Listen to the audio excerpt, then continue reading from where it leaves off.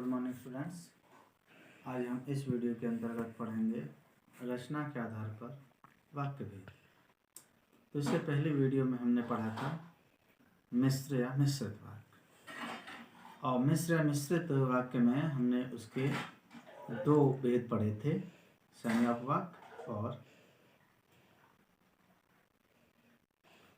विशेषण अपवाक्य। आज हम मिश्र वाक्य का तीसरा भेद पढ़ेंगे, क्रिया विशेषण उपवाक्य। क्रिया विशेषण उपवाक्य कौन से उपवाक्य होते हैं?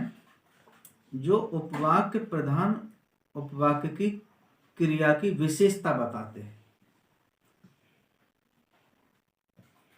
जो उपवाक्य प्रधान उपवाक्य की क्रिया की विशेषता बताते हैं उन्हें कहते हैं हम क्रिया विशेषण उपवाक्य।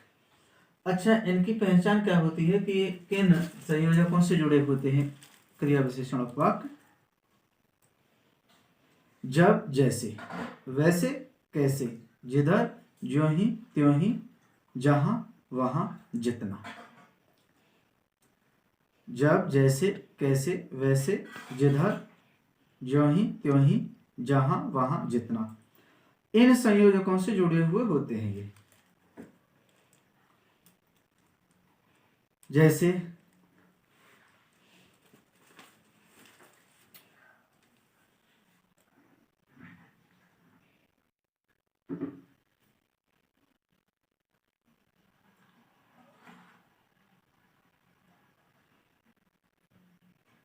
शिक्षक ने विद्यार्थी को इसलिए बुलाया, दूसरा उदाहरण लेते हैं। जब दूध वाला आया मैं समाचार पत्र पढ़ रहा था। जब दूध वाला आया मैं समाचार पत्र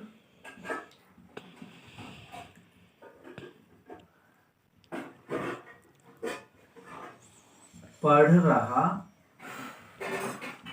था। तो इसमें हमें क्रिया विशेषण उपवाक्य छांटने से पहले प्रधान उपवाक्य और आश्रित उपवाक्य छांटना होगा। आश्रित उपवाक्य जब दूध वाला आया,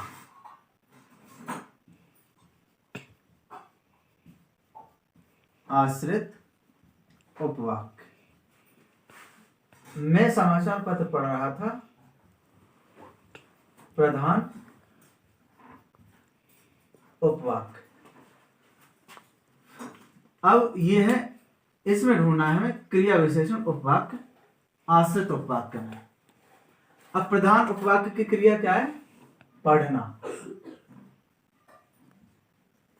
पढ़ना क्या है? क्रिया।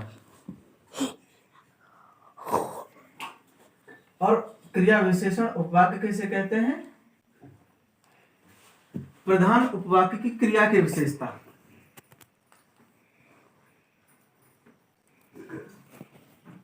पढ़ रहा था, क्या पढ़ रहा था? समाचार पत्र। क्या पढ़ रहा था? नहीं सॉरी, कब पढ़ रहा था? जब दूध वाला आया। कब पढ़ रहा था समाचार पत्र? अरे पढ़ना क्रिया की विशेषता क्या है? तब पढ़ रहा था जब दूध वाला आया। तो ये है क्रिया विशेषण उपवाक्य। प्रधान उपवाक्य की क्रिया की विशेषता बता रहा है ये आश्रित उपवाक्य, कि जब आया दूध वाला, जब वो समाचार पत्र पढ़ रहा है। अब यहां क्रिया विशेषण उपवाक्य के होते हैं कुछ भेद। पहला भेद है समयवाचक क्रिया विशेषण उपवाक्य। समयवाचक क्रिया विशेषण उपवाक्य। किसके भेद हैं ये? क्रिया विशेषण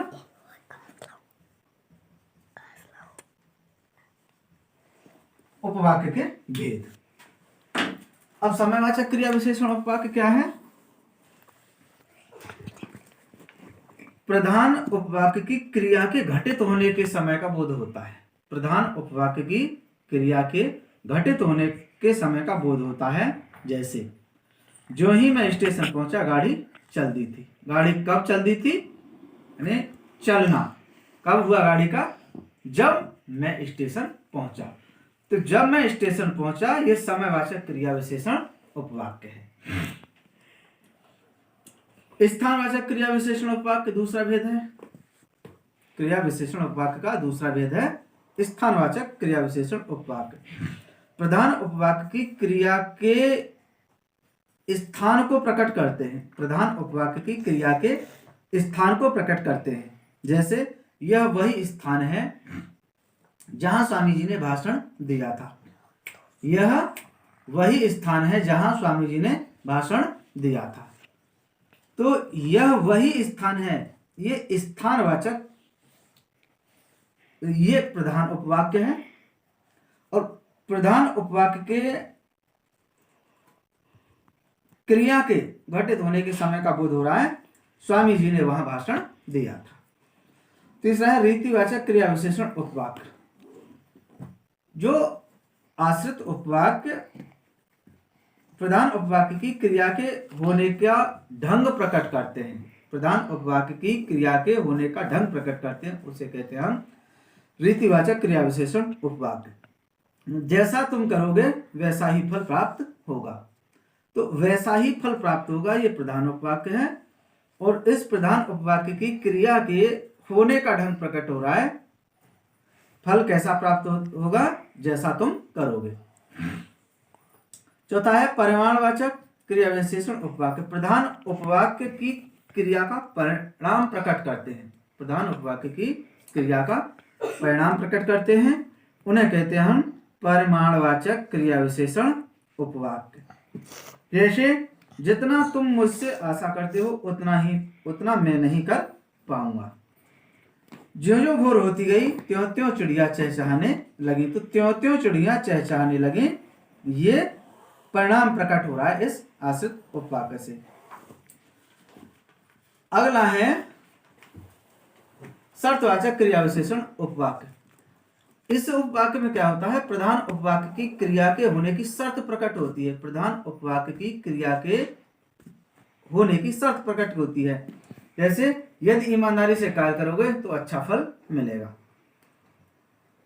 अब इस तरह से ये यहाँ वाक्य के तीनों भेद, सरल वाक्य, संयुक्त वाक्य और मिश्र वाक्य, यहीं पर समाप्त होते हैं। इससे आगे की वीडियो में हम सीखेंगे सरल वाक्य से संयुक्त वाक्य बनाना। Thank you.